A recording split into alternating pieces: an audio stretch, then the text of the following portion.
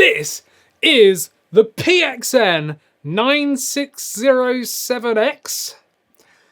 Not the best name, but let's check it out. So here's the box. You can see it's in Chinese, but there is English on the box as well, but it's mainly in Chinese.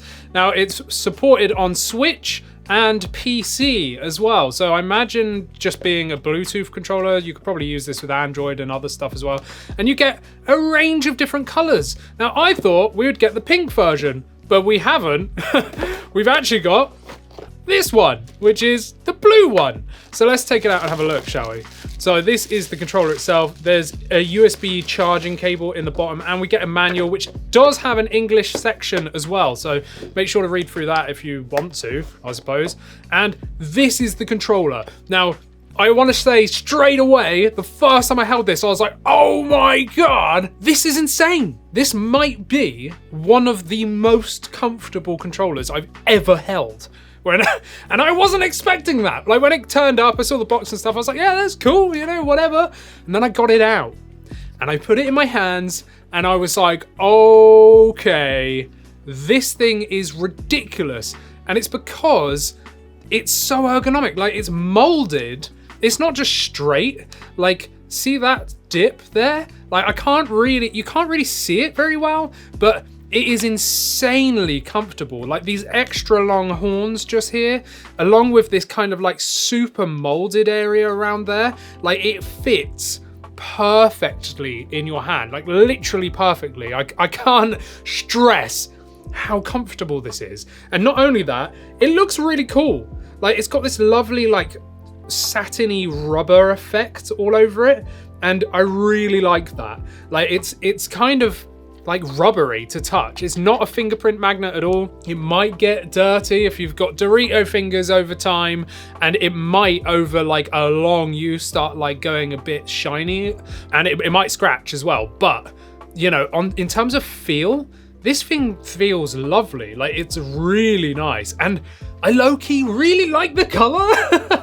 I didn't think I was gonna when I opened it. I was like, ooh, don't know about that. And then like the more I look at it, the more I go, actually, it's kind of cool. It's super cute. You know, like this like sort of baby blue and pink aesthetics. Like this is a controller for Christina all day long. And I even went to her and said, just hold this controller for me. Because I wanted to hear her first impressions, because she's got baby hands.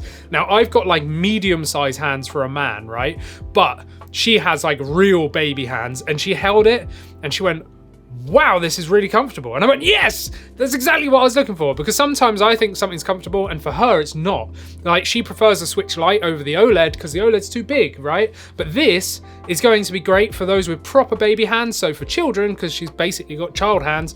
And I would say even for people with bigger hands than me, because these extra long horns are just so good. Like I can't stress how uncomfortable this really is. So yeah, anyway, let's move on from that. So before we go any further, let me just read out the specs, yeah? Now, I'll go over price at the very end, but this has NFC. Yeah, that's right, this actually has NFC, which we don't often see in third-party controllers, but it has NFC. It's got 6-axis gyro motion controls. It's got 3 levels of rumble as well, which is definitely nice to see. We've got turbo, so the T down there is for turbo.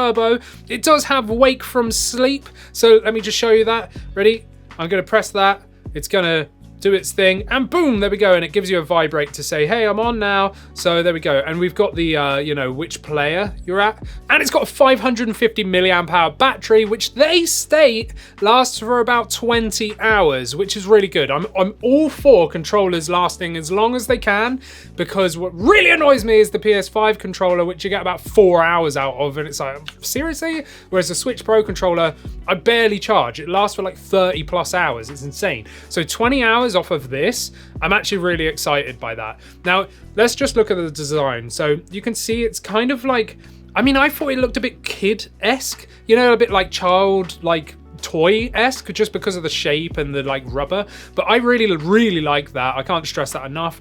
Now, there's nothing on the back, which again is quite nice. I mean, the screw holes kind of detract, but when do you ever really look at the back, right? So yeah, the back's okay, but we do get this power button up here, So this is just to turn it on. Now, the only time I've ever used that was for connecting it to the Switch, because I had to press and hold the power button for like 3 seconds, and then the lights here like started flashing, and that's how I connected to the Switch. Really, really easy to do. Very, very simple. So I don't really understand the point of the power button. It could have just been the home button.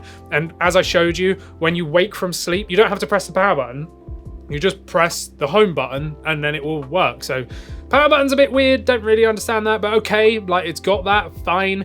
We've got our minus button, we've got our plus button, we've got a screenshot button, we've got a home button, and we've got a turbo. So let me just go over turbo quickly. So those of you that don't know or have never seen any of my other videos where I say every time when I look at the controller, turbo is that you can assign turbo to any button essentially. So let's just say A, you press and hold A, and it will just keep doing A for you, you know, A, it will just do it for you. Or you can have it the other way around, where you press it once and it will automatically press A for you until you cancel it. And yes, you don't need to use turbo, it's not like pre-assigned. So that's what the turbo button is for. So that's all the buttons on the front, really. You've got these really nice, like baby pink, like face buttons. And I have to say, they're really nice. Like they're like rounded. So they do have like a little bit of a dome on top. They're not flat, which is nice to see, and I do think they feel nice.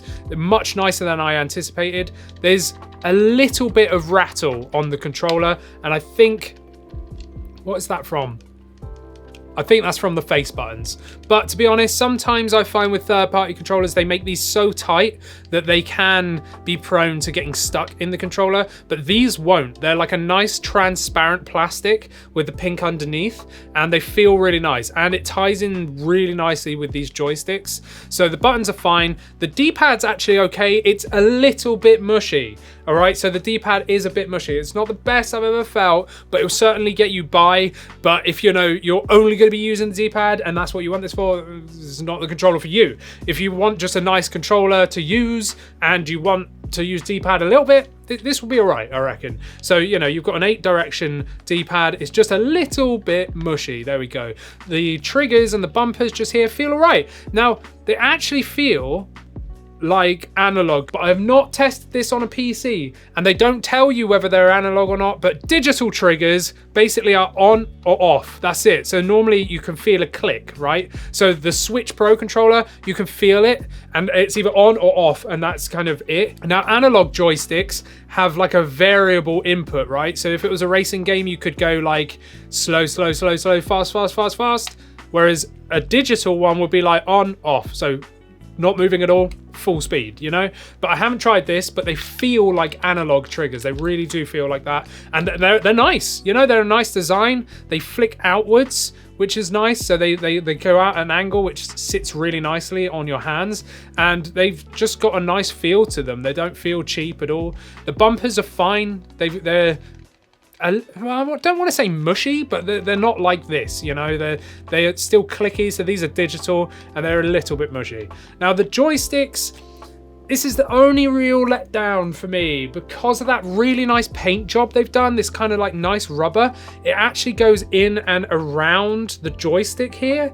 And when you move the joystick around, you can feel that rubber there. It's not smooth. It would have been much better if they put plastic around the inside there so it was a smooth move, because the only sad thing is over time this could affect drift. So you could end up getting drift because every time you rotate that joystick round, eventually that paint's going to wear out and then it's going to go down into the joystick mechanism, and that is going to lead to drift eventually. Can't tell you when, could be years, but there's a potential there for it to happen. So that's kind of sad because it just lets the controller down a bit. It feels gritty. That's the only way I can say it, is you can feel that paint sort of moving around, and that's just a little bit sad. Other than that, like pretty much everything here I'm really enjoying. You know, like it feels, I just can't get over how good comfort this gives you. It's just insane. I wish they did like a pro version of this where it had maybe, you know, Hall effect sticks, or at least those kind of like, you know, plastic inserts around here to stop it from rubbing, and maybe a bit of a better D-pad. But other than that, like this feels just so nice. Like it's such a nice controller, right? So I've just jumped into, oh no, I'm gonna die. How do I remove my shield? I can't remember. There we go. Right, so this feels really good, you know, like it's definitely a nice feeling controller, and it all responds well. Again, the comfort level is just ridiculous. It is really, really good. Like, it's just so nice. It really, really is. So, you know, I think anyone playing with this controller is going to be, you know, pretty happy with it. But of course, I think really this controller is mainly aimed at the younger audience. You know, I think it's probably aimed at the more like, you know, kids area or whatever, just because of the like fun aesthetics and stuff. But you know, that doesn't mean anything. If you like the look of it and you're like my age or whatever, then fine, you know, it's not a problem.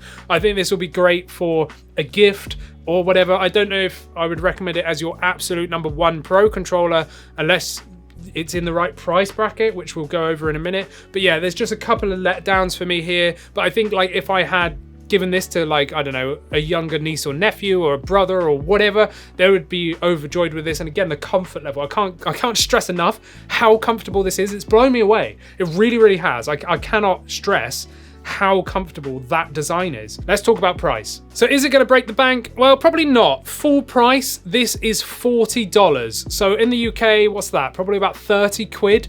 But I have seen this on sale on Amazon for $24. That over here in the UK is probably under £20.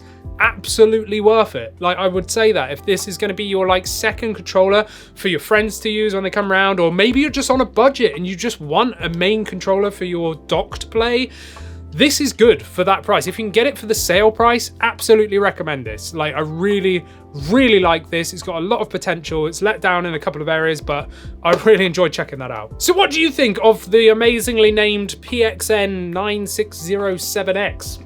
Let me know down in the comments. And whilst you're down there, subscribe, firstly, like this video, and then check out a video from me and AJ over on our podcast channel. So head over there, subscribe there, where me and AJ talk about all things gaming. You've got to see it. It's great. It's great because I'm there and AJ's there, right?